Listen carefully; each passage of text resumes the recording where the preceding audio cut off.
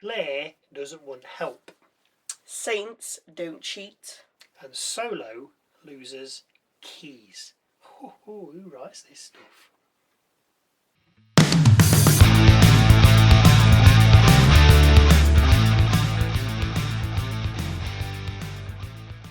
Hello, welcome to Wrestle MSX, the best wrestling channel you've never heard of. I'm Michael. I'm Sally. We open with hometown boy Trick Williams heading out with Lil Yachty and Cocky, the University of South Carolina mascot.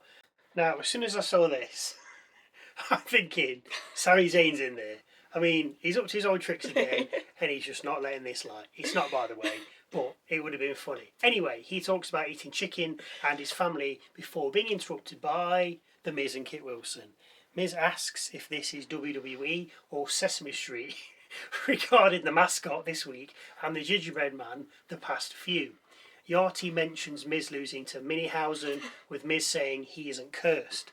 Kit then treats us to some slam poetry, with Yachty hitting back with a ditty of his own. Miz then calls for a ref so he and Trick can brawl, with Kit then taking a backhand from Trick after he mentioned his mama, who's at ringside. Williams then sends Miz over the top rope, and we have our first match. So, first up, Trick Williams versus The Miz.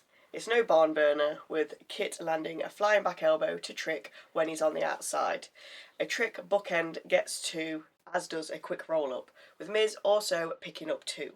Miz then nets a 2.5 after landing a skull-crushing finale, and then fishes a kendo stick from under the ring when Wilson distracts the ref. Before he can use it though, Yachty takes a weapon from Miz and attacks Wilson with it. Miz watches on and turns into a trick shot, which results in a cover for the 1, 2, 3. Backstage, Carmelo Hayes is with Kathy Kelly, and she asks what his mindset is. Hayes first talks about getting back the United States title, with Ricky Saints then appearing. Hayes says he sees exactly what Saints is, with Saints saying he needs a lesson. We then cut to Ray Phoenix telling Nick Aldis he has his eye on something big, with the pair then shaking hands and Ray heading off. Sami Zayn then appears and says he had a wake-up call and wants another rematch for the US title. Can't do. Nick says no. You've had it, you need to earn it. True. Sami isn't happy and wants to redeem himself for his ride or die fans, with Aldis then saying Sami's dealing with some stuff and advising him to go deal with it, because at the moment he's coming across a little entitled. Aldis goes with Ray then coming back and saying he doesn't even recognise Sami at the moment. Back from the break, Kathy Kelly asks Paige and Brie how they feel about the target on their back, and now they have the tag titles, with Brie saying everyone just wants a piece of you, and Paige adding it's taken them years to get these bad boys and refuses to give them up. Have they been going for them tag titles for years? They must have, unless they mean just generally having them. I don't know. Anyway, the Irresistible Forces then appear and are rooting for them, with Lash saying they want them to win tonight and on Monday, because at Saturday night's main event they're going to get their titles back. Jax then says they stole their titles and want to beat them to claim them back. Now, there's another match made later for Saturday night's main event, so there are 3 matches on the card. One of them isn't a tag title match, a women's tag title match. So why did Lash Legend say that? I think she just spoilt it. Maybe. So up next, Brie Bella and Paige versus Kiana James and Giulia. A sunset flip powerbomb from Paige to Giulia allows her to tag out and bring in Brie, who powers up Brie mode before hitting James with a Bella Buster and cover for 2. A lung blower by James and Northern Lights by Giulia net the heels 2, with the fight then swinging back in the favour of the faces, as James sent Paige into Giulia by mistake. Paige then tags back in, finishes James with a Rampage, DDT and cover. Backstage, Kathy Kelly, she's busy tonight, She is. asks Tiffany Stratton where she sees herself fitting into all the alliances at the moment, considering she's a singles competitor. Who writes these stupid questions for her? Before she can give an answer, she's interrupted by arguing behind her between Kiana James and Giulia. After seeing this, Stratton says she's fine on her own, When Chelsea Green enters shots, Green seems to think they're a team, with Stratton saying we weren't meant to be a team before heading off. Cody Rhodes heads out next, contract and title in hand. He throws 2 chairs into the ring before sliding a table in and then sets them up for a contract signing. He says he has everything and we're going to sign it right now. Gunther's music then hits and the Austrian appears.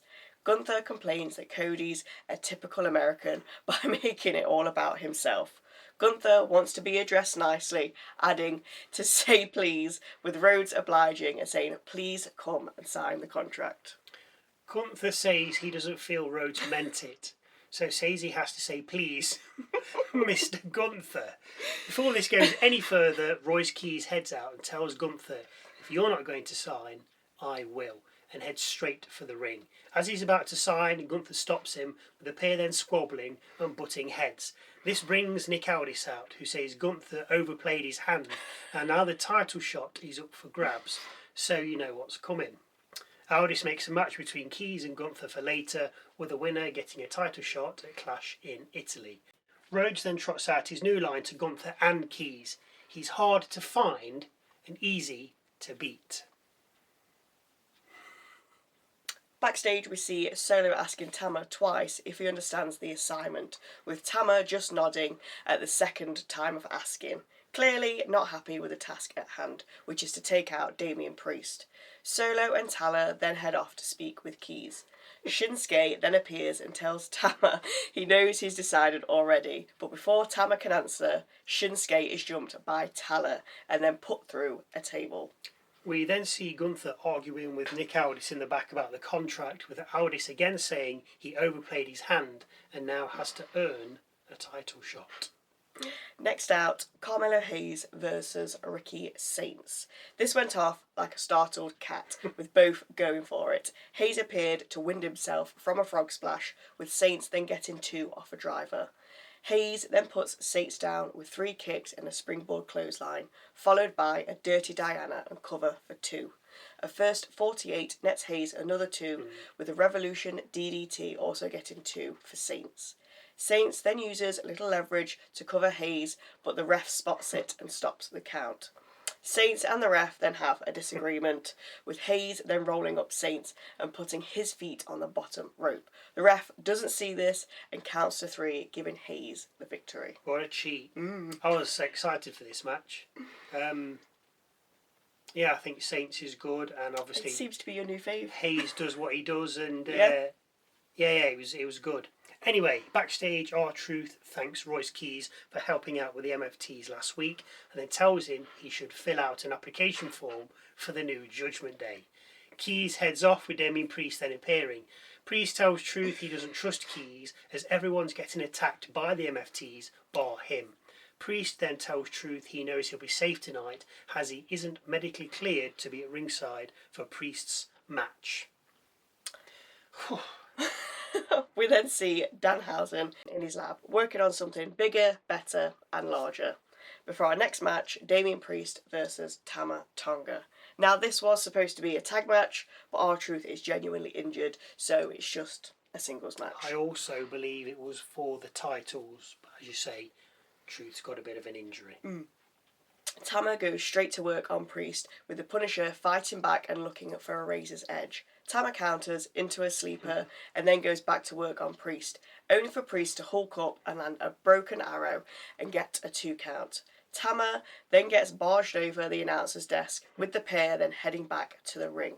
Priest goes high and loses his balance, but Tama's able to mask it by rocking the ropes. He did as well lose his balance, he didn't quite have it.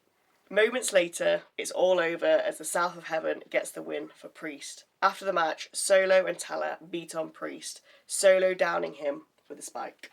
Backstage, we see Sammy saying this place isn't what it used to be to a planking Johnny Gargano, adding you have to remember who you are. Jade Cargill, Michin and B-Fab head out next, with Cargill saying the Women's WWE Championship is coming home with her at Clash in Italy. Charlotte Flair and Alexa Bliss then head out, with the 3 trading verbals just before the scheduled match kicks off. We have another vignette from Blake Monroe. Now, nobody said anything else about this being a match at Clash in Italy. But she definitely said Clash in Italy. Yeah. So I'm going to assume Ripley versus Yeah. Cargill at Clash in Italy. So Charlotte Flair and Alexa Bliss versus Michin and B-Fab with Jade Cargill at ringside. We get the Flair strut and crotch chop towards Cargill, obviously a fan of the best era, before Flair tags out and brings in Bliss. Bliss suffers a 2 count cover from B-Fab, then counters Michin and retags Flair. Flair takes out Fab and Michin before crotch chopping Cargill once again, just stating how much of a fan she is. Yes, definitely. Of the best era. After a bit more back and forth, Bliss hits Sister Abigail to Fab and looks for the cover, but Cargill pulls her from the ring and attacks her. This causes the ref to call for the bell, with Flair and Cargill then staring each other down. We then head to the locker room where Kathy Kelly asks Fatal Influence if they thought they'd be this impactful so early in their careers. Oh, what a question. Fallon says Fatal Influence are at the top of the food chain, with Reed adding the other teams act like they're best friends, but deep down they can't stand each other. JC then says they're a unit and soon they'll be draped in all the gold, before warning the women in the locker room it's only a matter of time before they fall at the feet of Fatal Influence. We then see Flair asking Bliss where Rhea is, with Bliss saying we need help and Rhea owes us one. We then take a look back at the Reigns Fatu situation from Raw before we cut to Solo speaking with Royce Keys as he readies for his match. Getting a pom-pom. Solo offers his help and tells Keys to follow him, but Keys declines, saying he has this. Solo responds saying, "You know what's funny? Jacob said the same thing." Just before our last match, we run through the Saturday night main event card and then learn of another match added. A 6-woman tag match, Bliss, Flair and Ripley versus Cargill, B-Fab and Michin. But no mention, as I say, of a women's tag match that Lash clearly spoke of earlier. So, to the last match of the night and the main event of the evening, Gunther versus Royce Keys in a #1 contenders match for the WWE Championship. Gunther uses his ring IQ by staying out the ring with the pair, then exchanging shoulder barges when in. Keys eventually gets 2 off a running power slam, with Gunther then taking control after the break. The match is quite slow going until Gunther explodes out the corner with a clothesline and then goes high. Keys, though, catches up to him and lands a superplex before covering for 2. Gunther then locks in the sleeper with Solo then appearing at ringside. This fires Keys up as he escapes a powerbomb attempt and then covers for 2 after clubbing the ring general. Gunther then counters a running power slam with a sleeper, but Keys escapes and then knocks Gunther into the referee. Solo sees this as an opportunity and gets a cheer from under the ring before sliding it to Keys. Keys picks it up, looks at Gunther and then throws it at Solo. Royce then turns into a clothesline, followed by a powerbomb and cover from Gunther for 3. Gunther then speaks straight down the camera, but Rhodes heads out and hits the Austrian with a crossroads. SmackDown goes off the air with Rhodes standing on the turnbuckle. Yeah. I quite liked Gunther and Keys. Yeah, I did. I mean, who expected that? Exactly. Let's just put these two together. Nice. Brilliant. And I liked that, Aldous is like, no, you've said too much. You've blown it. You should have signed the contract when you had the chance, and you've messed it up. That's it. Priest did lose his balance. He lost his balance, and then Tama came over as if he'd knocked him, but Priest did lose his balance. But stuff like that happens. I'm surprised it don't happen more often, actually. I know, surely it's got to be hard to balance on them ropes. Yeah, you'd have thought so, wouldn't you? Anyway, more about that maybe on Musings. Now for Michael's moment of the night. This could be a match, a line, a look, a promo, something funny, interesting, serious, quirky and or different, just something that catches my eye. Obviously it has to wait until the end, because if I do it halfway through and it's something that happens at the end, it's kind of a spoiler. So Michael's moment of the night, sometimes good, sometimes so hang around and wait and see as to whether you disagree. For me, it was Keys coming out and looking to sign the contract. I mean, the thing is, why not? Yeah. Why not? Like, there's no names on it, or there might no, because if there's a name and it says Gunther but not Keys, you can't sign it. So it must be open. Just cross it out. There can't be any names on it. But it was just the fact. It's like, if you're not going to sign it, then I'm going to do it. Yeah. I liked it. Yeah. He was taking the initiative. I like that. I enjoyed it. The thing is, he also could have done it when everything was all like, oh, you're going to have a match later for the number one contenders match. Yeah. And everybody was like, okay. Like, Gunther got out of the ring at this point, so it was just Keys and Rhodes in the ring. So Keys could have just been like, oh, I'm just going to sign it. Oh. But no, I like that. He was just different. He was different than like, I'm just going to sign it. Yeah. If you're not going to, I will. Loved it. Fair. Loved it. Agree or have any thoughts that you'd like to share, then please feel free to leave them in the comment section below. Don't forget to go and check out our musings video with our thoughts and honest opinions on the last week of WWE, because a new one drops every Christmas. Wednesday. As always, thank you for watching. Like us, subscribe us, do whatever you do us. We'll see you Monday for Raw.